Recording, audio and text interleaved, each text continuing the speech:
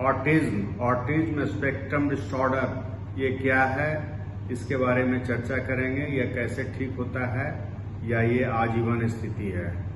Autism या autism spectrum disorder यह एक न्यूरोलॉजिकल और विकासात्मक विकार डेवलपमेंटल डिसऑर्डर है जो लोगों के सामाजिक संवाद, सोशल कम्युनिकेशन, व्यवहार, बिहेवियर और सीखने, लर्निंग के तरीकों को प्रभावित करता है। यानी कि जो आदमी ऑटिज्म से शिकार होते हैं, दूसरे व्यक्ति से संवाद नहीं कर पाते हैं अच्छा से, उसका बिहेवियर इस तरह से होता है कि उनसे बात नहीं कर पाते हैं और उनको कुछ सीखने में प्रॉब्लम होता है। ऑटिज्म एक स्पेक्ट्रम है, मतलब यह है कि अलग अलग व्यक्तियों में अलग अलग तरीकों से प्रकट हो सकता है। कोई जरूरी नहीं कि सब व्यक्ति में एक ही तरीके से यह प्रकट होता है। कितने लोग ऑटिस्टिक हैं? 100 में से 1 से ज्यादा लोग ऑटिस्टिक हो सकते हैं। सभी उम्र, लिंग और नस्ल के लोग ऑटिस्टिक हो सकते हैं। ऑटिज्म स्पेक्ट्रम डिसऑर्डर के कितने प्रकार होते हैं?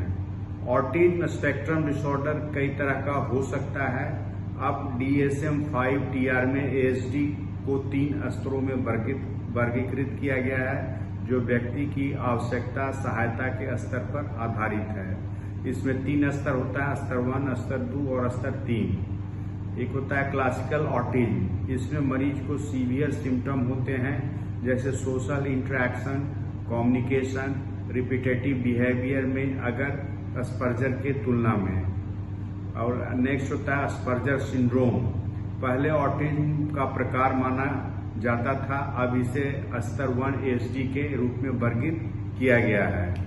एस्पर्गर सिंड्रोम में सामाजिक और संचार कौशल में कठिनाई हो सकती है, लेकिन व्यक्ति की बौद्धिक क्षमता और भाषा कौशल आमतौर पर समान होते हैं। अगला है क्लासिफिकेशन में चाइल्डहुड डिसइंटीग्रेटिव डिसऑर्डर।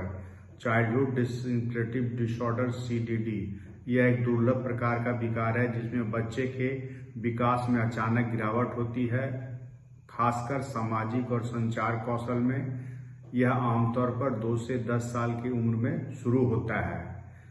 नेक्स्ट है pervasive developmental disorder not otherwise specified PDD-NOS। यह एक पुरानी शब्दावली है जो पहले ऑटिज्म के उन लोगों के लिए उपयोग की जाती थी जो अन्य प्रकार में फिट नहीं होते थे। अब इसे स्तर 1, स्तर 2 या स्तर 3 ASD के रूप में वर्गीकृत किया जा सकता है। यह व्यक्ति की विशिष्ट आवश्यकताओं के आधार पर है। लेवल 1, 2 और 3 ASD ए स्तर व्यक्ति को आवश्यक सहायता के स्तर पर आधारित है।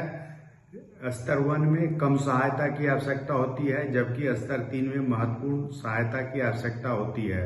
यानी लेवल 3 जो है वो थोड़ा सीरियस प्रॉब्लम है, लेवल 1 जो है सिंपल प्रॉब्लम है। यह कैसे प्रकट होता है? ऑटिज्म स्पेक्ट्रम डिसऑर्डर एक व्यापक स्थिति है जो कई अलग अलग तरीकों से प्रकट हो सकती है, जैसे कि सामाजिक कौशल, सोशल स्किल, दोहरेदार व्यवहार, रिपीटिशन ऑफ द बिहेवियर, भाषण, स्पीच और अशाब्दिक संचार, मीनिंगलेस कम्युनिकेशन के साथ चुनौतियां होती हैं। यह एक आजीवन स्थिति है। ऑटिज्म एक जन्मजात बाय बर्थ स्थिति है और व्यक्ति को जीवन भर प्रभावित करती है। हालांकि व्यक्तिगत आवश्यकताएं, ताकतें और चुनौतियां समय के साथ बदल सकती है। ऑटिज्म एक स्पेक्ट्रम है। इसका मतलब है कि ऑटिज्म वाले प्रत्येक व्यक्ति की जरूरतें, ताकतें, चुनौतियां अलग अलग होती हैं। ऑटिज्म का निदान कैसे होता है? ऑटिज्म का निदान बच्चे के व्यवहार, विकास और संवाद के आधार पर किया जाता है। ऑटिज्म का उपचार कैसे होता है? ऑटिज्म का इलाज व्यक्तिगत आवश्यकताओं के अनुसार किया जाता है। इसमें भाषा चिकित्सा, व्यवहार चिकित्सा और शैक्षणिक समर्थन शामिल हो सकता है। ऑटिस्टिक होने का मतलब यह नहीं है कि आपको कोई बीमारी है। इसका मतलब है कि आपका दिमाग दूसरों लोगों से अलग तरीके से काम करता है। यदि आप ऑटिस्टिक हैं तो आप जीवन भर ऑटिस्टिक ही रहेंगे। ऑटिस्टिज्म कोई ऐसी चिकित्सा स्थिति नहीं है जिसका इलाज संभव हो, लेकिन कुछ लोगों को कुछ चीजों की मदद के लिए सहायता की आवश्यकता होती है। क्या ऑटिस्टिक लोग पूर्ण जीवन जी सकते हैं? ऑटिस्टिक होने से आपको अच्छा जीवन जीने से नहीं रोका जा सकता है। हर किसी की तरह ऑटिस्टिक लोग के पास कुछ भी चीजें होती है जिसमें वे अच्छे होते हैं और कुछ चीजें होती है जिसमें उन्हें संघर्ष करना पड़ता है। ऑटिस्टिक होने का मतलब यह नहीं है कि आप कभी दोस्त नहीं बना सकते हैं, रिश्ते नहीं बना सकते हैं या नौकरी नहीं पा सकते हैं, लेकिन आपको इन चीजों के लिए अतिरिक्त मदद की जरूरत पड़ सकती है। क्या हर किसी के लिए अलग अलग होता है? ऑटिज्म एक स्पेक्ट्रम है। इसका मतलब है कि ऑटिज्म से पीड़ित हर व्यक्ति अलग होता है। कुछ ऑटिस्टिक लोग को बहुत कम या बिल्कुल भी सहायता की आवश्यकता नहीं होती है। दूसरों को हर दिन माता पिता या देखभाल करने वालों की आवश्यकता हो सकती है। ऑटिज्म का क्या कारण है? कोई नहीं जानता है कि ऑटिज्म का क्या कारण है। यह बीमारी एक ही परिवार के लोगों को प्रभावित कर सकती है, इसीलिए कभी कभी यह बीमारी माता पिता से बच्चे में फैल सकती है। ऑटिस्टिक लोगों की बुद्धि का स्तर कैसा होता है?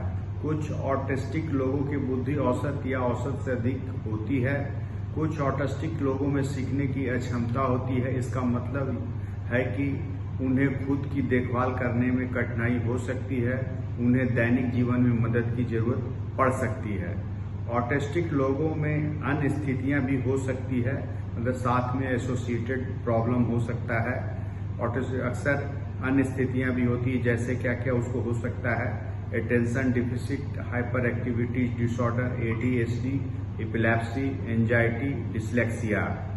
ऑटिज्म और ADHD में क्या अंतर है? ऑटिज्म से पीड़ित लोगों को संकेतों को समझने में कठिनाई होती है और उन्हें दूसरों से जुड़ने में कठिनाई हो सकती है। ADHD से पीड़ित लोगों को सामाजिक परिवेश में अवकाश गतिविधियां में कठिनाई हो सकती है, क्योंकि उन्हें स्थिर बैठने और ध्यान केंद्रित करने में परेशानी होती है। ऑटिज्म कैसे ठीक होता है? ऑटिज्म का कोई इलाज नहीं है, लेकिन शुरुआती हस्तक्षेप से बच्चों के व्यवहार, सीखने और बोलने की क्षमता में सुधार हो सकता है। ऑटिज्म स्पेक्ट्रम विकार में विभिन्न थेरेपी जैसे अनुप्रयुक्त व्यवहार विश्लेषण, अप्लाइड बिहेवियर एनालिसिस, ABA, इस थेरेपी में बच्चे की कार्यात्मक चुनौतियों का व्यवस्थित अध्ययन किया जाता है और फिर एक संरचित व्यवहार योजना बनाई जाती है ताकि बच्चे के अनुकूलन कौशल में सुधार हो सके और अनुचित व्यवहार को कम किया जा सके। विशेष शिक्षा दी जाती है, भाषा और भाषण थेरेपी दिया जाता है, ऑक्यूपेशनल थेरेपी दिया जाता है। दवा, ऑटिज्म के इलाज के लिए कोई विशेष दवा नहीं है। परिवार का समर्थन सपोर्ट करना चाहिए। स्क्रीन उपयोग करना सीमित करना चाहिए। बच्चे में मोबाइल, लैपटॉप, टीवी देखने से रोकना चाहिए, कम दिखाना चाहिए। ऑटिज्म के लिए सहायता कहाँ प्राप्त करें? पेडियाट्रिशियन, आपके बच्चे के प्राथमिक देखभाल के लिए सलाह लें। डेवलपमेंटल न्यूरोलॉजिस्ट, यदि आपके बच्चे के विकास में कोई समस्या है तो उनसे सलाह लें। क्लिनिकल साइकोलॉजिस्ट, व्यवहार संबंधी समस्याओं के लिए सहायता प्राप्त करें। विशेष शिक्षा विशेषज्ञ, occupational therapist and speech therapist, इन लोगों से आप संपर्क करके अपने बच्चे के विकास के लिए काम कर सकते हैं। ऑटिज्म का इलाज समय पर शुरू करना महत्वपूर्ण है, क्योंकि यह बच्चों के जीवन की गुणवत्ता में सुधार कर सकता है। यह वीडियो ऑटिज्म पर आप लोगों को जानकारी और सुझाव के लिए बनाया गया है। स्वास्थ्य से जुड़ी सलाह या जांच के लिए आप अपने नजदीकी अस्पताल या चिकित्सक से संपर्क करें। धन्यवाद। ये वीडियो अगर आपको पसंद आए तो इसे लाइक करें, शेयर करें और चैनल सब्सक्राइब करें। चैनल सर्च करें @GR उमेश मेडिकल से करें।